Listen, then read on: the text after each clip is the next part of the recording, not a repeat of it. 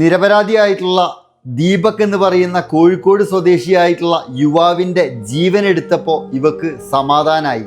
റീച്ചിന് വേണ്ടിയിട്ട് തിരക്കുള്ള ബസ് തെരഞ്ഞു പിടിച്ച് പോയിട്ട് പുരുഷന്മാരുടെ അടുത്ത് പോയി ക്യാമറ ഓണാക്കിയിട്ട് ഇതുപോലെ സോഷ്യൽ മീഡിയയിൽ എടുത്തിടുമ്പോൾ പാവപ്പെട്ട ആളുകളുടെ ജീവനാണ് എടുത്തുവർ പന്താടുന്നത്.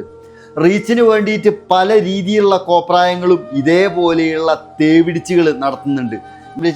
സ്ത്രീകൾക്ക് വേണ്ടി സംസാരിക്കാൻ മാത്രമാണ് ഇവിടെ ആളുകളുള്ളത്, എന്നാൽ പുരുഷന്മാർക്ക് വേണ്ടി സംസാരിക്കാൻ ഒരാളുമില്ല. സ്ത്രീകൾ ഇനി എന്ത് തെറ്റ് ചെയ്തു കഴിഞ്ഞാലും സ്ത്രീകളെ ന്യായീകരിക്കാൻ വേണ്ടിയിട്ടാണ് കോടതിയും നിയമവും ഒക്കെ സ്ത്രീകളുടെ പക്ഷത്താണ്.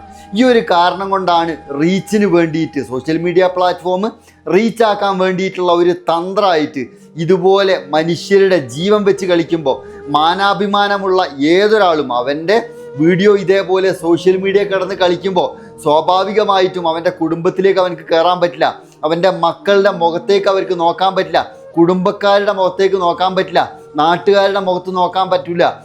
അഭിമാനമുള്ള ഏതൊരാളും ആത്മഹത്യ ചെയ്തു പോകും.